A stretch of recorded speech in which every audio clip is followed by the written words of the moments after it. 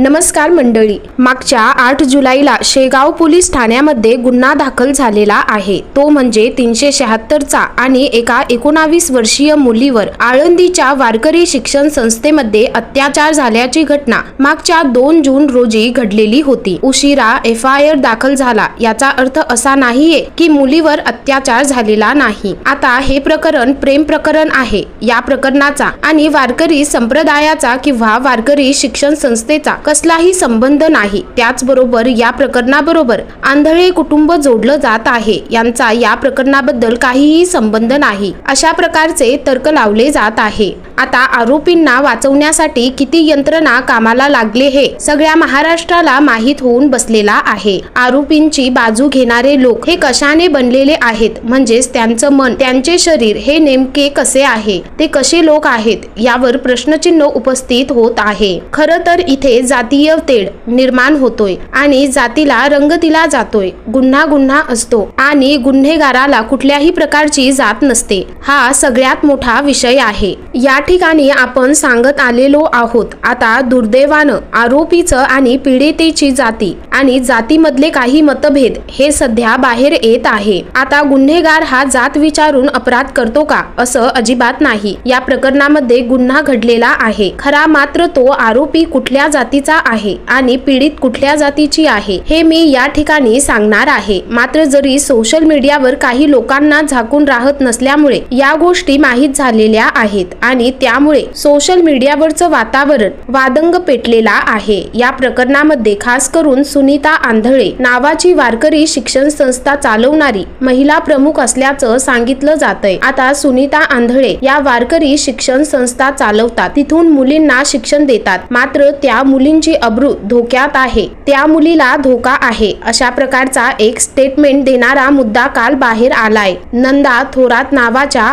एका सामाजिक कार्यकर्त्याचा काल इंटरव्ह्यू घेतला असता त्या इंटरव्ह्यू नंतर संपूर्ण महाराष्ट्रात खळबळ उडाली आहे। नंदा थोरात यांनी सुनीता आंधळे, प्रवीण आंधळे, अभिमन्यू आंधळे जे कोणी फरार लोक आहेत या सगळ्यांवर गंभीर आरोप केलेत। याही पेक्षा बाळासाहेब सानप नावाचा एक कार्यकर्ता आहे, त्याचा या ठिकाणी नाव घेऊन त्यांनी महाराष्ट्रात खळबळ उडून दिलेली आहे। या सगळ्या प्रकरणाला दाबवण्यासाठी बाळासाहेब सानप नावाचा एक कार्यकर्ता आहे, तो या सगळ्या गोष्टी करतोय। आता बाळासाहेब सानप यांचा रोल नेमका काय आहे, तो सुनीता आंधळे यांचा कोण आहे हे येणाऱ्या काळामध्ये बाहेर येईलच आणि या सगळ्या गोष्टी पुराव्यासहित बाहेर येतील। नंदा थोरात यांनी काल सांगितलं आहे इंटरव्ह्यू मध्ये, काल नंदा थोरात यांनी अत्यंत गंभीर खुलासे आणि दावे आरोप केले आहेत। सुनीता आंधळे, प्रवीण आंधळे, अभिमन्यू आंधळे, अण्णासाहेब आंधळे आणि अनोळखी असलेले वाहन चालक हे सगळे फरार आहेत। पोलिसांना ते दिसत नाहीये, मात्र त्यांना नेमकं वाचवतोय कोण, त्यांना कोण पाठीशी घालतय, कोण त्यांना मदत करतय, हे प्रश्न उपस्थित होत आहे। आळंदी पोलिसांनी प्रकरण झटकून लावलं कशा प्रकारे हे अख्ख्या महाराष्ट्राला माहित आहे। याही पेक्षा वेगळी गोष्ट, शेगाव पोलीस ठाण्यामध्ये गुन्हा दाखल झाला, त्या ठिकाणचे लहाने PS आहेत,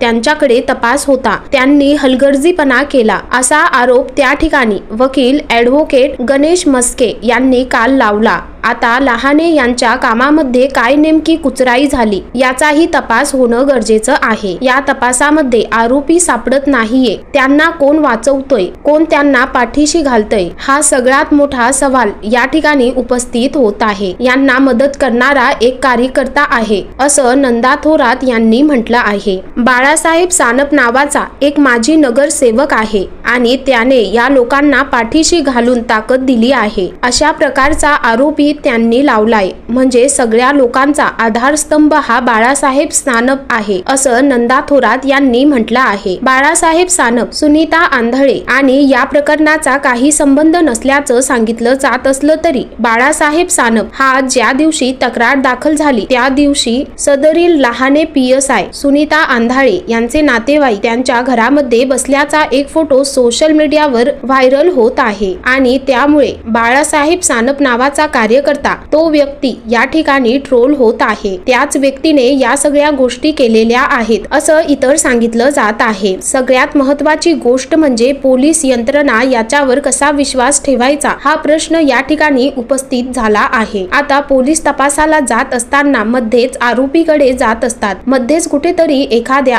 बाळासाहेब सानप नावाच्या बोलण्यावरून कुठल्या तरी एखाद्याच्या कोणाच्या घरात बसून त्या ठिकाणी तपास कसा करायचा, काय करायचा आणि काय नाही करायचं या सगळ्या गोष्टीची आखणी करणार असतील तर गोरगरिबांना, पीडितांना न्याय कसा मिळेल हा सगळ्यात मोठा प्रश्न आहे। बाळासाहेब सानप नेमका कोण माणूस आहे की जो हा सगळ्या आरोपींना वाचवतोय, पोलिसांना वाचवतोय हा सर्वात मोठा प्रश्नचिन्ह या ठिकाणी उपस्थितीत झाला आहे। आणि पोलिसांनी कुठल्या तरी एखाद्या पॉलिटिकल लीडरचं का ऐकावं हा सगळ्यात मोठा प्रश्न आहे। आरोपींना अटक करावी, न्यायालयात त्यांच्यामध्ये काय असेल, गुन्हा असेल किंवा नसेल, जो कोणी दोषी असतील किंवा नसतील न्यायालयात ठरवेल, मात्र पोलीस त्यांना पळवाट करून देतात असाही सवाल या ठिकाणी उपस्थित झाला आहे। 8 जुलै रोजी गुन्हा दाखल झाला आहे, तो 376 चा आणि आजपर्यंत कुठल्याही प्रकारच्या एकाही आरोपीला अटक करण्यात आलेली नाही, ही सगळ्यात मोठी खंत। आतापर्यंत या सगळ्या गोष्टीला कुठल्याही प्रकारच्या आरोपीला आतापर्यंत अटक झालेली नाही। या सगळ्या गोष्टी फार गांभीर्याने घेणे गरजेचे आहे। असं असताना मात्र पोलीस कशामुळे दिरंगाई करतात, कुणाच्या इशाऱ्यावर काम करतात, कुणाचे मिंदे आहेत का, त्यांचे कुणाचे धागेदोरे आहेत का, असे सवाल जनतेमधून, सर्वसामान्यांमधून विचारले जाऊ लागले आहेत। सुनीता आंधळे वारकरी शिक्षण संस्थेमध्ये असलेली महिला, वारकरी संप्रदायाचा पडदा पांघरून बसलेली महिला, त्या ठिकाणची मुलींची वारकरी शिक्षण संस्थेमध्ये एखाद्या मुलीवर अत्याचार होणार असेल आणि त्या अत्याचार करणाऱ्या लोकांना